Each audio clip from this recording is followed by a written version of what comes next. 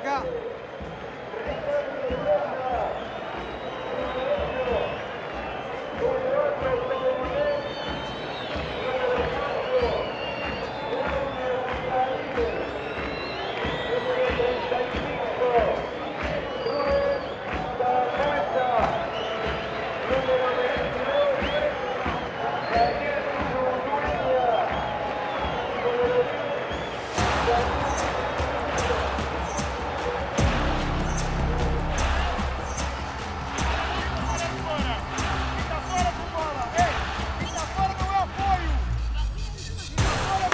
Vamos! Boa, bora!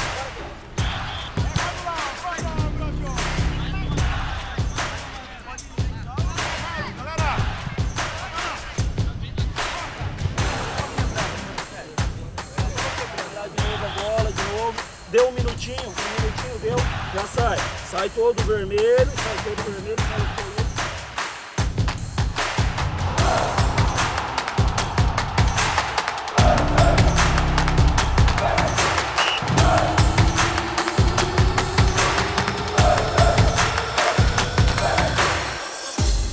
Meu trabalho no Barra eu sempre falo que é gerar as melhores condições para que todo o departamento de futebol de base possa desenvolver os jogadores da melhor forma possível e formar esses atletas da melhor forma possível. E aí, esse trio, o primeiro trio que eu falei, foi Alessandro, Gustavo e Everton, inicia virado pro gol lá, o goleiro pode ir pra lá.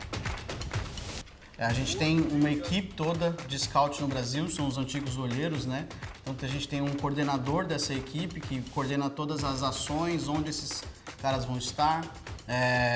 E aí a gente já tem logo um perfil pré-determinado de atletas que a gente busca. E esses observadores, eles rodam todo o Brasil em competições mais jovens, em competições de base, em visitas a projetos parceiros, entre outras coisas, para poder mandar para nós os atletas que a gente avalia aqui dentro do nosso CT. Bom, meu trabalho como observador técnico é principalmente estar rodando por todos os projetos, escolinhas, os clubes aqui da região, não só da região aqui de Santa Catarina, de Balneário Camboriú e região, mas também do Paraná e do estado do Rio Grande do Sul. Então, como captador da região sul, eu sempre estou indo nos projetos, nas escolinhas, nos clubes.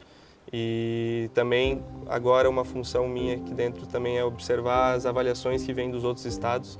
Então os observadores técnicos que mandam os meninos de outros estados para cá para fazer as avaliações, eu também tá podendo dar um olho, uma olhada neles e falar como é que eles estão indo e etc.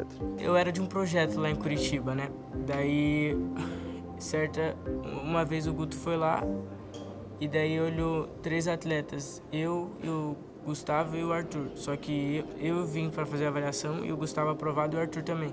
Foi rápido até que eu fiz a avaliação em uma semana e daí na quarta-feira dessa semana o professor já me chamou e falou que eu estava aprovado. Só que como eu fazia aniversário dia 28, eu tinha que vir alojar só no dia 28, entendeu? Que eu tinha 14.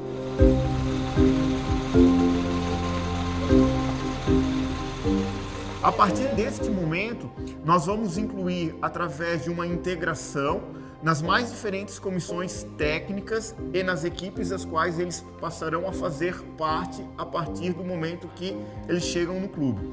Diante disso, a gente começa a criar um ambiente que possa facilitar através dos quartos, através das atividades de lazer, onde ele vai estar mais próximo possível de atletas que fazem também esse acolhimento. Então, quando eu recebi a notícia que eu estava aprovado, eu quase me emocionei, quase chorei na hora ali. Aí eu já tinha trazido tudo, na verdade, em questão de material escolar, roupa, eu vim com a certeza que era a minha última opção ali. Aí eu vim com a certeza que eu tinha que passar. E aí eles falaram que eu fui aprovado e já fiquei muito feliz. Na hora eu já mandei mensagem pra minha mãe, aí eu fui inventar de falar que eu não tinha sido aprovado pra ela, né? Eu falei, mãe, tem uma notícia pra você. Aí notificação da minha mãe, do meu pai, da minha mãe, do meu pai, e meu avô já tava me ligando também. Aí eu peguei, aí eu não respondi, eu esperei todo mundo parar de mandar mensagem. Eu liguei pra minha mãe com cara de triste assim. Ela, Lucas, não deu certo? Eu falei, não mãe, dessa vez deu certo. Aí foi emoção. Bola! Boa! Tá reagindo rápido, boa, Noah! Excelente! Sequência! O papel do coordenador metodológico dentro de um clube, talvez ele não é o mais desafiador, mas é um dos mais desafiadores, porque ele precisa trazer o olhar das comissões e do treinador para o todo, para o processo o tempo inteiro.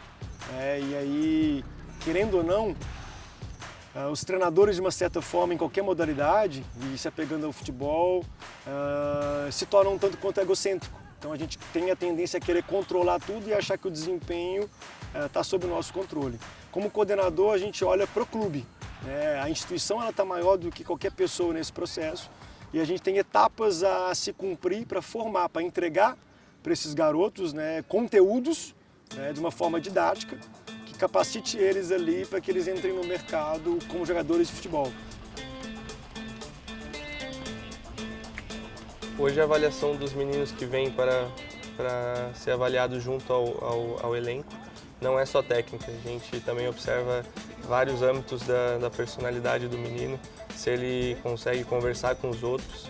Então a parte cognitiva e mental é tão importante quanto a técnica. Logo na segunda semana também de avaliação é feita essa conversa com o psicólogo do clube, para ele também poder dar um aval se o menino tem um perfil que nós desejamos. Então essa avaliação nunca é só técnica, a gente também observa cada detalhe dentro de campo, se ele ajuda a recolher os materiais, se ele conversa com os outros meninos, se no primeiro dia ele já está solto e está desenvolvendo outras características. Então com certeza é algo que a gente olha também a parte mental. É difícil, né? Tu tem que estar com uma cabeça muito boa, tu tem que estar muito concentrado, muito focado, tu tem que ter um objetivo que tu quer chegar, uma vontade dentro de você. Porque no futebol acontecem muitas dificuldades, tanto dentro e fora de campo, né? Tem um processo de tu se mudar de cidade, tu ficar longe da tua família. Então é um processo que é difícil, que tu tem que se acostumando e tu realmente tem que querer chegar lá, porque não é fácil. O atleta nesse nível, que já chega ao bar, ele é altamente motivado. Então a motivação ela é intrínseca ao atleta, né? Vamos pensar em um jovem de 14, 15 anos que deixa, todas as suas rotinas, domésticas, familiares, e vem até Santa Catarina em busca desse sonho. Ele já vem extremamente motivado, ele é resiliente, ele tem essa capacidade de leitura e que talvez através do esporte a única possibilidade que ele terá de mudar não apenas a sua vida, como também a vida de seus familiares e até mesmo amigos. Às vezes isso é algo positivo, às vezes isso também gera uma pressão desnecessária. Então, quando me pergunto referente ao trabalho motivacional, eu sempre respondo, esse talvez seja o menor dos meus trabalhos. Eu tenho que muito mais controlar a ansiedade, controlar o estresse, A competição ela gera fatores estressores, a busca pela titularidade, a busca pela performance, a busca pela excelência acaba muitas vezes gerando uma ansiedade e até mesmo um desejo de queimar etapas. Então é feita uma anamnese muito cuidadosa, muito cautelosa.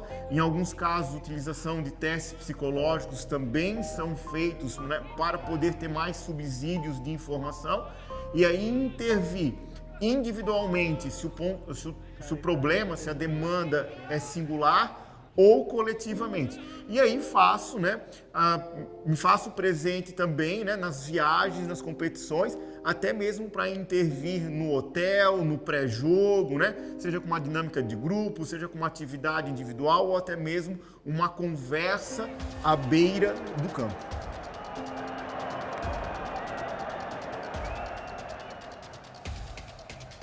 Hoje o imprescindível e o inegociável que eu falo para um atleta chegar a ser um atleta profissional é resiliência.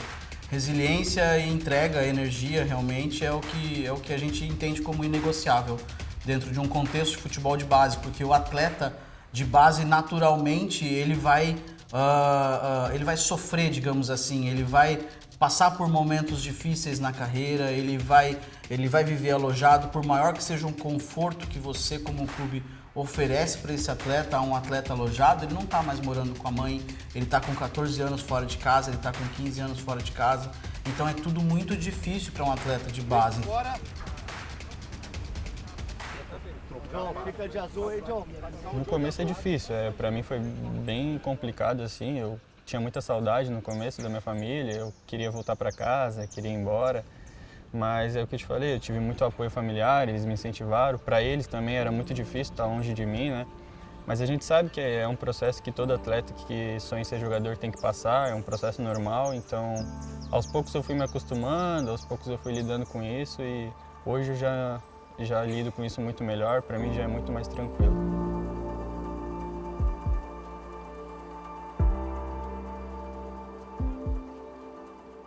Existem dois tipos de possibilidades de liberação de atletas dentro do Barra, né? Então, o processo de liberação é um processo muito difícil por natureza, isso com relação a todas as partes, desde um colaborador até um atleta. Mas no atleta é muito mais difícil porque às vezes você está tendo que lidar com um menino de 14 anos, né, de 15 anos e ter que falar para ele que ele não precisa mais estar aqui é sempre um processo bastante complicado e para mim, o quanto mais humanizado ele é, o quanto mais indolor ele puder ser, para mim melhor, né? Então a gente tem hoje um processo já de avaliação muito pré-definido, o que faz com que esse atleta chegue num período de liberação, digamos assim, já meio que ciente de que ele não conseguiu cumprir com as expectativas que a gente tinha colocado para ele. Então, por isso o processo de avaliação e de feedback para ele é muito importante, que você fale a verdade para o jogador, porque a gente sabe que a gente tem 2 janelas de liberação dentro do clube, uma em julho, uma em dezembro, então ele tem todo um semestre sempre para se desenvolver e para atingir as expectativas do clube para com ele. É um processo complicado, ninguém quer passar por isso, né? Quando a gente vê nossos amigos sendo cortados, a gente tenta dar o apoio, tenta falar que isso é normal, tenta tranquilizar eles, mas a gente sabe que ali no momento a pessoa fica triste, todo mundo vai se frustrar mesmo, mas a gente torce para que depois ela consiga passar por isso, consiga colocar a cabeça no lugar de novo e voltar a correr atrás do sonho dela. Eu sempre brincava com meu pai de jogar bola, né? E daí ele um dia decidiu me colocar num clube e viram que eu tinha talento. Daí isso daí já influenciou bastante. E eu sempre acompanhava futebol, era fã dos jogadores. E daí até hoje meu sonho é virar jogador por enquanto. Meu pai jogava. Meu pai já jogou no Curitiba e só, eu acho que eu saiba. Eu acho que pro meu pai ele deve estar muito contente comigo, né? Por causa que esse foi o sonho dele, mas ele sempre fala que o sonho é meu e não dele. Que caso eu vá fazer outra coisa, ele sempre vai me apoiar. Futebol é minha vida, acho que é a minha paixão, né? Cresci nesse mundo, cresci nesse ramo e acho que eu espero as melhores coisas do futebol assim. Pra mim, o meu maior sonho é viver do futebol. Se eu penso se isso não pode dar certo, com certeza, porque claro que a gente não sonha com notícia ruim, não sonha com coisas ruins, mas a gente não tá livre de passar por isso, né? Às vezes pode acontecer uma lesão grave, às vezes pode acabar um contrato não dando certo e a gente tendo que parar.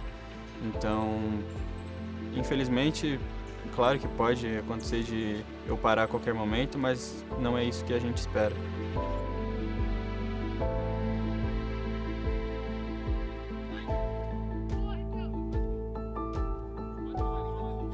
A dispensa é sempre algo muito desafiador, né, para qualquer clube, né? E há uma necessidade de ter sensibilidade. E um mantra não é porque não deu certo aqui que não dará certo em outro lugar. Não desiste. Eu acho que a palavra resiliência ela nem é a exata ainda. Eu acho que tem um termo em inglês chamado relentless, que é um termo de implacabilidade, sabe? O quanto ele é implacável, o quanto ele continua caminhando na direção do objetivo dele, seja em qualquer velocidade, apesar de estar sendo alvejado no meio desse caminho com diversas dificuldades. E de fato é difícil, né? Eu acho que para um atleta hoje que está no Barra ou que está em clubes estruturados é mais fácil, porque o atleta aqui sofre muito menos no sentido de infraestrutura, né? Então tem diversos clubes que hoje infelizmente não conseguem fornecer uma infraestrutura como essa para o atleta, e aí acaba sendo ainda mais difícil a vida desse atleta. Mas eu vejo que o quanto o atleta é implacável nesse caminho é muito relevante. Meu pai tentou ser jogador, né? Ele também tinha um sonho de ser jogador de futebol. Acabou não conseguindo, porque na época também ele não tinha muita estrutura familiar, não tinha muito apoio. E foi aí que ele falou que se os filhos dele quisessem ser jogador, se apaixonassem pelo futebol, ele iria apoiar, ele iria estar junto.